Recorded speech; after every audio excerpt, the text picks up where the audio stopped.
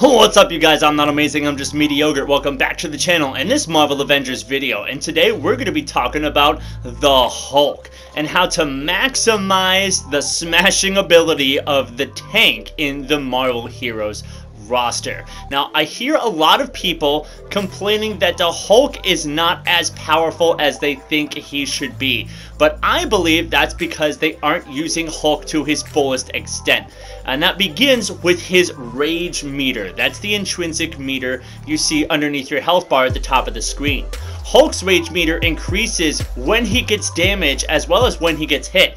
And when you hold down your right trigger to use the rage meter, you actually regain health and do increased damage while you have your rage mode active. So make sure you're nearly constantly using your rage mode. Now, the problem I think people actually have with the Hulk is they think most of his attacks should break guard, but they simply don't.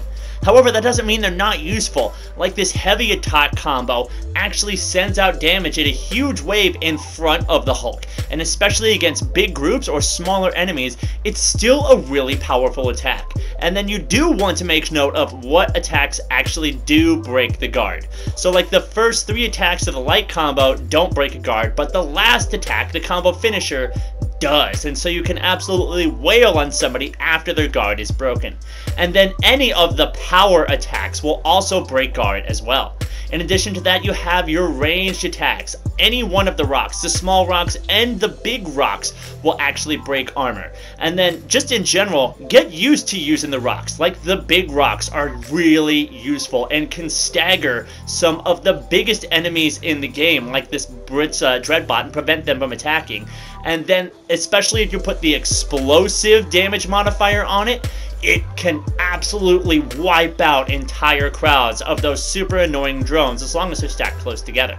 You can even upgrade it to the point where you can use those giant chunks of rock as weapons. So don't sleep on the power of Hulk's ranged attacks and his range capacities.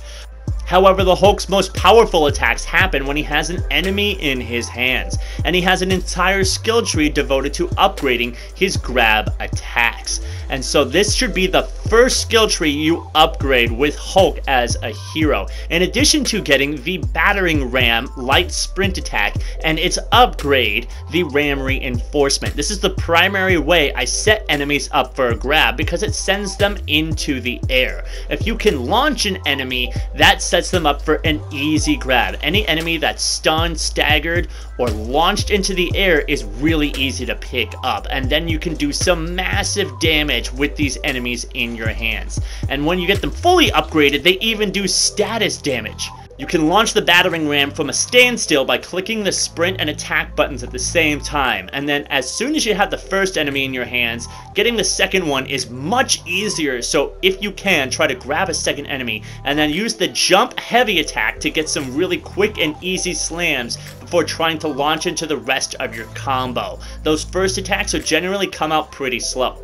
Now, moving on, we have the heroic abilities, and the support heroic ability has to do with taunting your enemies. It not only gives you a huge boost to your armor, but it also makes enemies aggro on you. It makes them attack you, and so this is a great way to get enemies that are attacking a friend who's in trouble off them and onto you, so you can use Hulk like the tank that he is, and then combine it with this specialization, the Savage Intimidation, which attacks some taunted enemies have reduced impact, and it's huge. That means you're much less likely to be interrupted in the middle of your own combos. You can see the Abomination here attacking me, yet I'm still able to wail on him without interruption. Then next up, we have the Stranglehold ability, and this is pretty straightforward. It's a heavy attack. You just run forward and you can grab an enemy and slam them into the ground, and I combine that with the taunt because just like before, if I can get enemies taunted, that means they're going to be much less likely to interrupt my attacks. And then overall, this is just a great damaging ability. something you want to be using as often as you get it in the middle of a battle. And not only that, if you use it against a big enemy, you usually get a takedown against them at the same time, which is extremely satisfying. And you can also upgrade it so that it fills up your health bar when you do this attack too. So the Stranglehold is a great move to use when you're low on health. Then finally we have that ultimate, the Thunderclap, and I have two particular specializations that I like to have on this one.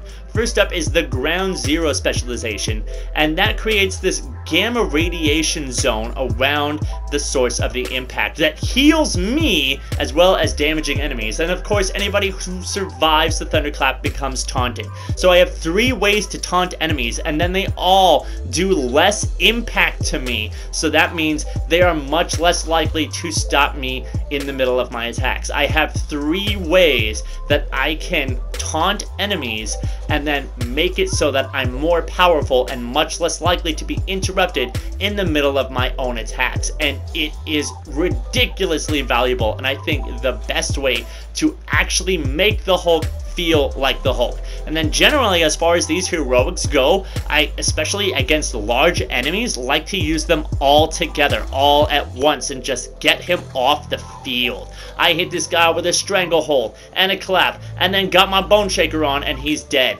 And then the last specialization that you're definitely going to want to top off this whole idea of not being able to be interrupted in your attacks is the impact boost while the rage is active. It increases impact while overcharged by 25%, decreasing the chance that enemies will be able to interrupt attacks. And so getting overcharged is hugely beneficial to any Hulk user when you have that ability on, which of course I have the Stranglehold specialization that gives me instant overcharge. So all of these heroic abilities combined are super powerful, and Hulk can definitely be the tank that he is supposed to be, as long as you're making sure to use your intrinsic rage ability and combine that with your awesome taunting powers. I hope you guys learned something from watching this video. If you did, drop a like on it, and if you want to stay up to date on Marvel Avengers, consider subscribing to the channel and hitting that notification bell so you know as soon as my next video releases. In the meantime, I'm not amazing, I'm just mediocre, and I'm out.